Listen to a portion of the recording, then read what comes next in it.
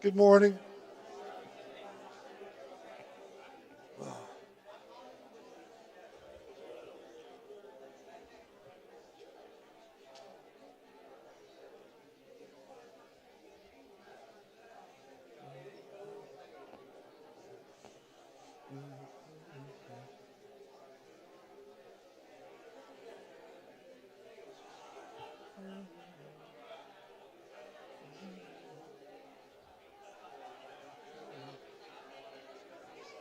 Let's get started, please.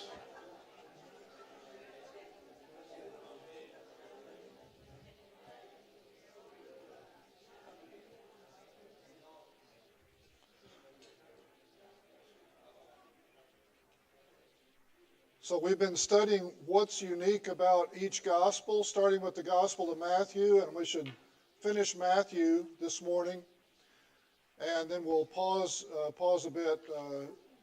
Andy will teach a week or two, and then we'll go back and look at much more briefly at Mark and Luke. And we talked about the fact that Matthew seems to be the gospel to the Jews. Matthew is a gospel to convince Jewish people that Jesus was the Messiah and that they should accept him as Messiah.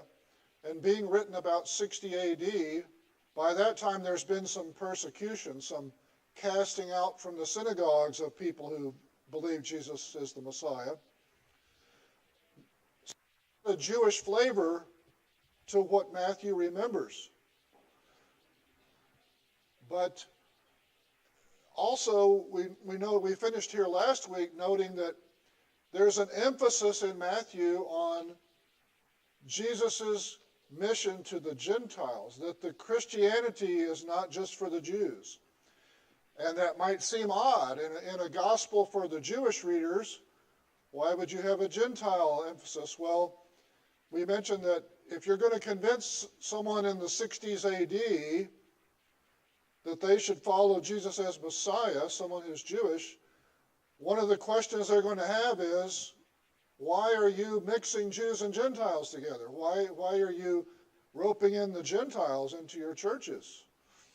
And so it's very important for Matthew to record that Jesus was laying the groundwork all along for reaching the Gentiles. And one of the examples we mentioned, Matthew has a series of 3 parables that we're not going to read them all. It's a chapter and a half, in which the demise of the Jewish leadership is prophesied. And only the middle of the 3 is recorded in any other gospel, in Mark and Luke. And there's an interesting verse that Matthew remembers that the others do not, which is in Matthew 21, verse 43, the story that's in common, Matthew, Mark, and Luke. After Jesus quotes from the Old Testament in verse 42 and says, "The stone that the builders rejected has become the cornerstone. This came from the Lord and is wonderful in our eyes." So Jesus is saying he's a foundation stone, a cornerstone, but he's going to be rejected. And then he draws a conclusion. Therefore, verse 43, "I tell you, the kingdom of God will be taken away from you and given to a nation producing its fruit." And so Jesus was already forecasting, I'm going to be rejected by the Jewish people.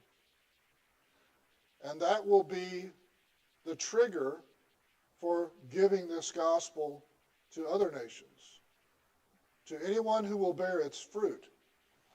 And so this is an important teaching for Jesus. If you're a Jewish reader in the 60s AD, Jesus had always forecasted, you're a Jewish reader, you're in the synagogue, you see that the leaders of the synagogue are very opposed to Jesus, and they do not want you to accept Jesus as Messiah. Well, it's recorded that Jesus prophesies his rejection, not just in the Gospel of Matthew, but in Mark and Luke. But it's a very harsh saying, the kingdom will be taken away from those Jews who are opposing Jesus and given to everyone who will accept it and bear fruit, even if they're Gentiles. Only Matthew records in the parable of the sheep and the goats, he mentions the detail that Jews and Gentiles are all there being judged together. Not that big of a deal to us, but very strange to a first century Jewish audience to think Jews and Gentiles are all mixed together in the same judgment day. We take it for granted now, but this was a very unusual point of emphasis for Matthew. And Matthew records the Great Commission. In fact, in this period of time, people originally wrote on papyrus scrolls, a rolled up scroll. And it's hard to get the material from the papyrus plant and process it into a kind of paper. And you have to keep pasting together all this paper. It's hard to make a scroll, and there's a certain kind of maximum size that a scroll would have. It wasn't completely standardized. There wasn't some exact size for every scroll. But it appears to scholars that Matthew and Luke, the two longest Gospels, are about what you could fit on a scroll in that time. And so it seems to me that as Matthew nears the end, and he's running out of room, basically, he has to decide what to include and what not to include. And so Matthew does not emphasize all of the appearances of the resurrected Jesus that we find emphasized in Luke, for example. Matthew seems to head pretty quickly from a few resurrection appearances to making a beeline for Galilee and the Great Commission and the ascension of Jesus at the end of it. So why? Why is the Great Commission such a priority for Matthew? Well, in the 60s AD, if you're trying to convince Jews, this is the Messiah that you should accept. And he always intended Jews and Gentiles to be in this new kingdom. Doesn't the Great Commission make the case? We were originally commissioned to go to all nations. Okay, this wasn't something we dreamed up later. This was the mission that Jesus gave us. He always wanted us to go to Gentiles. Now, did those Jewish apostles find it easy to go to Gentiles? We read in the book of Acts that there was initially resistance even to that, right? But they came around to it. And so the Great Commission is the climax of the Gospel of Matthew. The Great Commission is what establishes what the church should be. And in particular, it should be Jews and Gentiles together.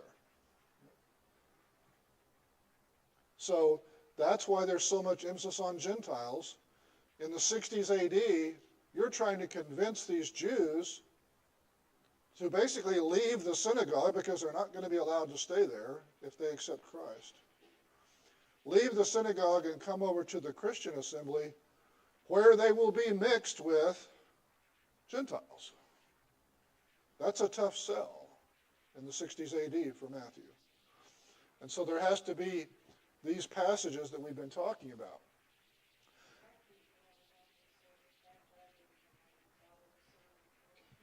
Right. Part of the Great Commission. Now, we said also that another way you can learn about the particular flavor of a gospel, in addition to looking at what is in that gospel that is not recorded in other gospels, you can also look at the stories that are in more than one gospel, but the details that are included are different. So why would the details be different? Well, in the early centuries, we see this in Greek and Roman writings, we see it in Jewish writings. When you're recounting a story, you don't have to recount all of the details of the story. You decide what you think the main point is. And so there were techniques that are given later names, like spotlighting. Spotlighting means you're telling a story and you put the spotlight on a couple of people in the story. Maybe Jesus and one other person. And you just omit discussing other people who were peripheral to the story because you're getting to the main point of the story. So spotlighting is that kind of technique. Telescoping is another word used, which is to reduce the details of the story, get down to the point of the story. Compression usually refers to taking the time scale of a story and shortening it, making it seem like everything happened all at once because you're getting to the point of the story. Now, Matthew does a lot of this, and Matthew is very obvious. In many ways, he will reduce the details of the story in comparison to Mark and Luke. He will do the telescoping. He'll reduce the number of characters in the story. He'll reduce how many details he includes. He even has shorter versions of stories than Mark. But you think about it. What's the shortest gospel? Mark. Matthew's much longer than Mark. And yet you can find stories that are in Mark and Matthew, and Mark is the one that has more vivid detail and is a longer version of the story.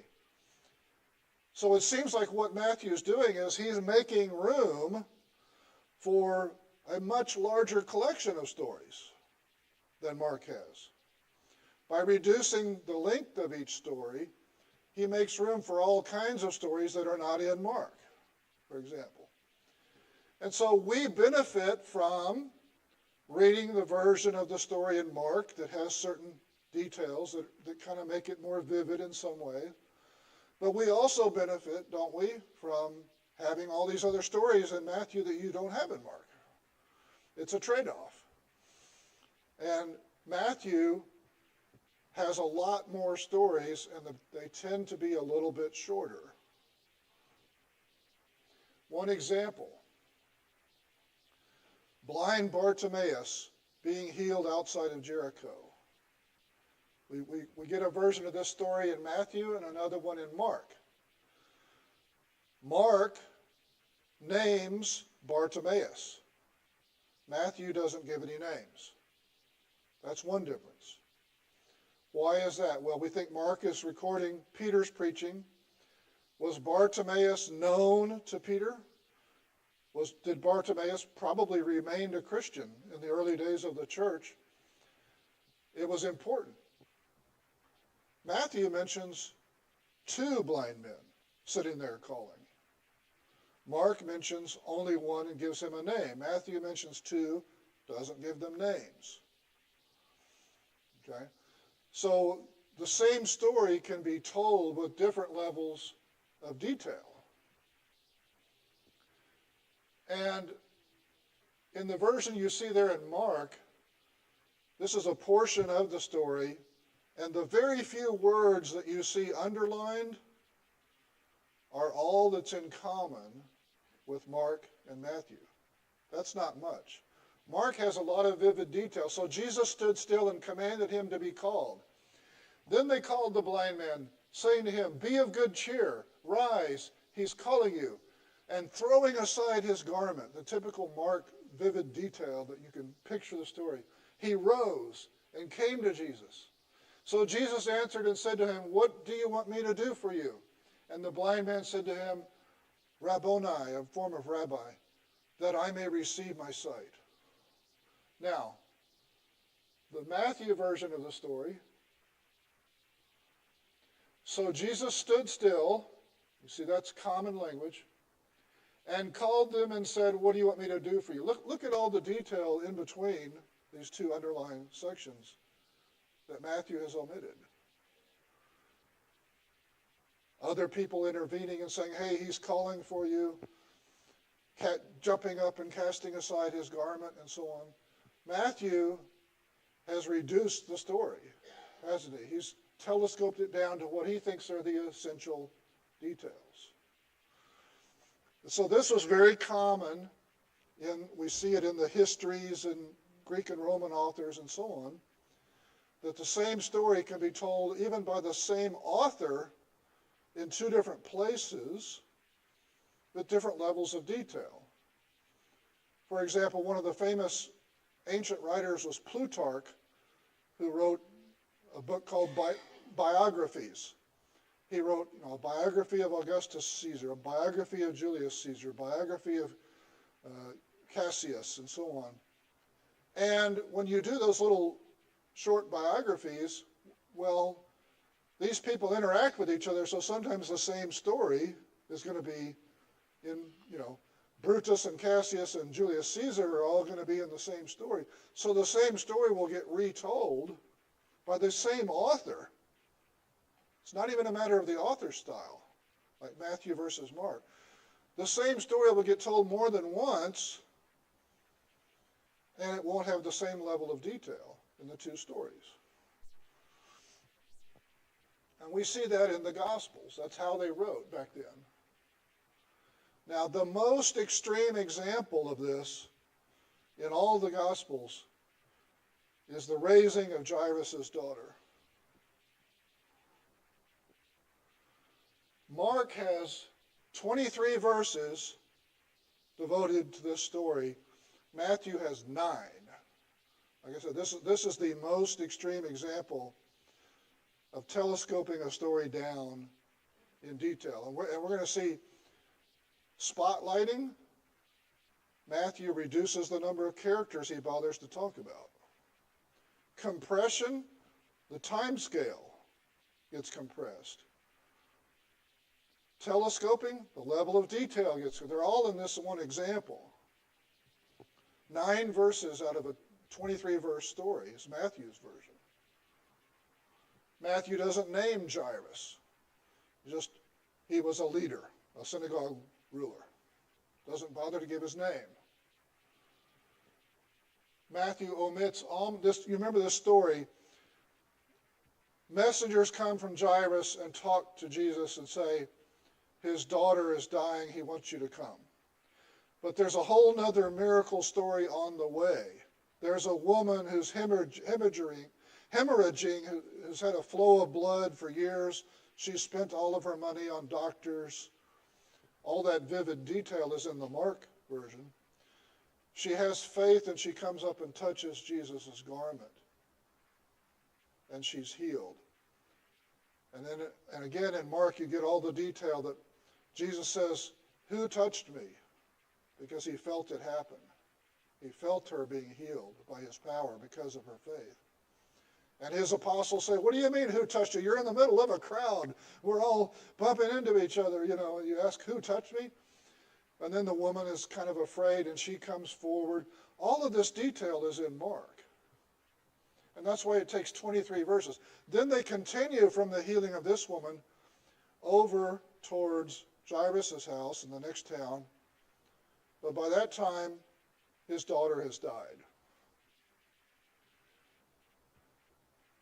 Jesus comes up to them and says, comes to the house, takes only the inner circle of his disciples, says the little girl isn't dead, she's just sleeping. They all laugh at him. He goes in, he sends everybody out except the few people plus her parents. And he says, little girl, arise, and takes her by the hand, and she arises from the dead. So all of the detail is found in Mark.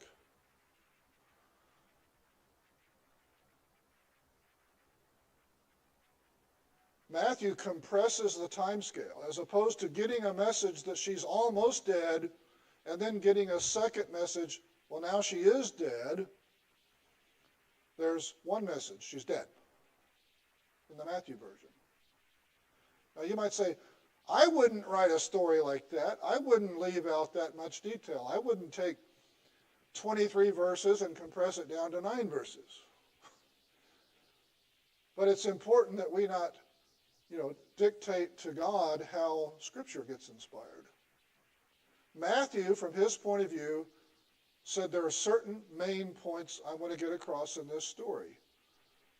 There's the faith of the ruler who sends the message to Jesus. There's the healing of the woman along the way. And then there's raising the daughter from the dead. From Matthew's point of view, that's the gist of the story, right? From Peter's point of view, recorded by Mark, it's not just the gist of the story he's concerned with. There's a very vivid set of interactions going on here that are all recorded in Mark's version.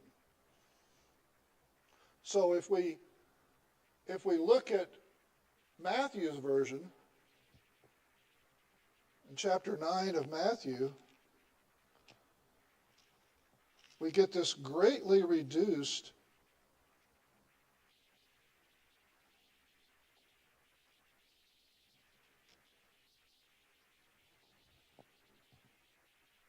not 9, is it? Yeah, Matthew 9, starting in verse 18. The whole story in Matthew, with all this detail from Mark, is down to this. As he was telling them these things, suddenly one of the leaders came and knelt down before him. In Mark, it's messengers sent by Jairus, one of the leaders. Matthew dispenses with the messengers, says, here's a message from the leader. Well, once again, that's a spotlighting, that's eliminating some characters from the story entirely because they're kind of peripheral to the story. And besides, in ancient times, if a king sent out a messenger to read a message to some town or to multiple towns in the kingdom, an historian could record it as the king sent a messenger and the messenger said such and such. But the same historian could record it again in a different story as the king came and said such and such. Because after all, it's his message. It's not the messenger's message. It's the king's message. And so they would write sometimes in the histories as if the king spoke the message. Well, in fact, the king wrote down a message and sent someone else out who spoke the message. But that distinction wasn't really important. Whose message is being delivered? It's the king's. And so they would say, the king announced to a certain town such and such. Well, but he announced it through a messenger. Is that important? Not really. It's still a message from the king to that town. And that's what Matthew's doing. Matthew doesn't even have the messengers. Matthew has the leader, whose name isn't even given, saying, my daughter is near death, but come lay your hand on her and she will live. So Jesus and his disciples got up and followed him. That's the whole first part of this 3-part story. Then comes, just then a woman who had suffered from bleeding for 12 years approached from behind and touched the tassel on his robe, for she said to herself, if I can just touch his robe, I'll be made well. Now, where is the detail here that we find in Mark of Jesus felt the healing power come out from him, which was what caused him to turn and ask. And she's afraid to come forward at first, and so on. All of that detail is gone from Matthew. It just says, Jesus turned and saw her. Have courage, daughter, he said. Your faith has made you well. And the woman was made well from that moment. What about the who touched me and the disciples saying, what do you mean who touched me? We're jostling around in a crowd. From Matthew's point of view, that's not really the essential of the story. Jairus has faith, sends a message. This woman has faith, she gets healed. Then we continue on and we raise Jairus' daughter from the dead. That's as far as Matthew is concerned, that's the sequence, that's what matters. And everything else is pretty much trimmed out. When Jesus came to the leader's house, he saw the flute players and the crowd lamenting loudly. "Leave," he said, "because the girl isn't dead, but sleeping." And they started laughing at him, but when the crowd had been put outside, he went in and took her by the hand, and the girl got up. What about the details of naming which apostles he took inside with him, and that the girl's parents were inside with him, but nobody else, and so on? Not essential as far as Matthew is concerned.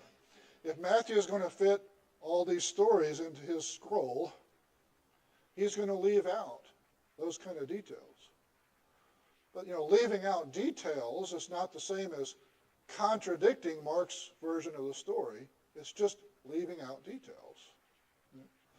But you get a feel for Matthew when you see, and of course this is the most extreme example of Matthew shortening a story from 23 verses to 9. Most of them are not shortened that much. Mostly just a little bit. But you see that Matthew's on a mission to tell a large number of stories that are relevant to us understanding Jesus.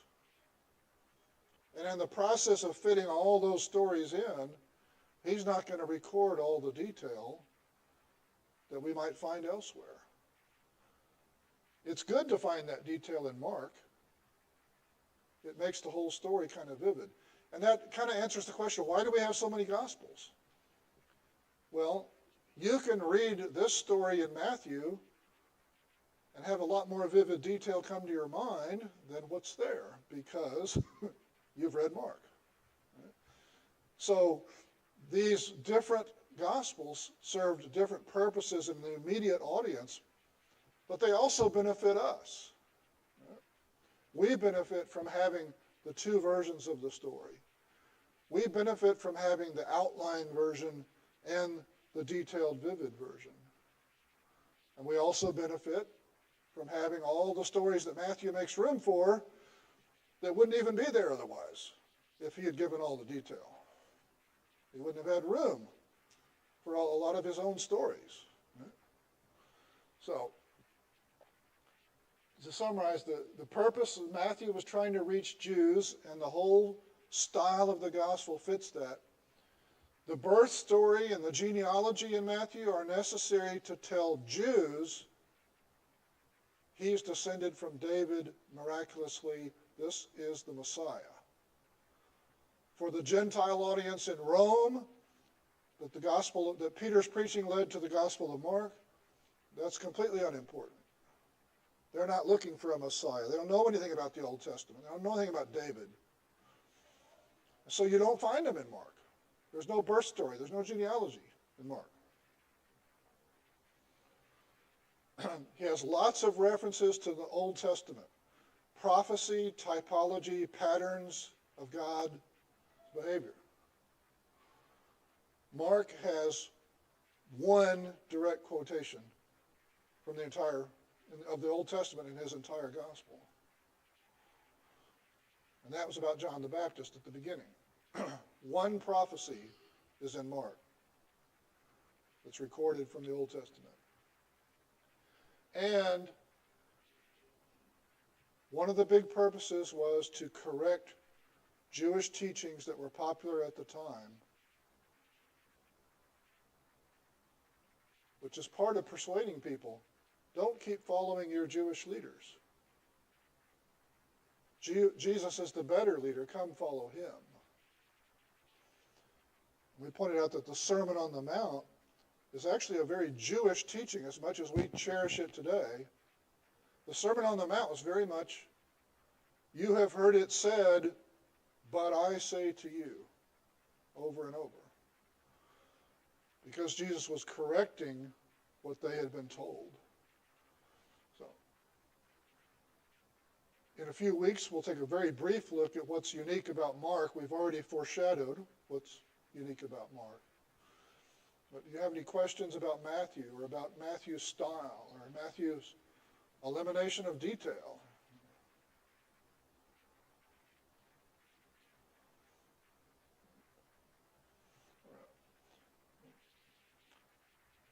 Okay, well, thank you for your time.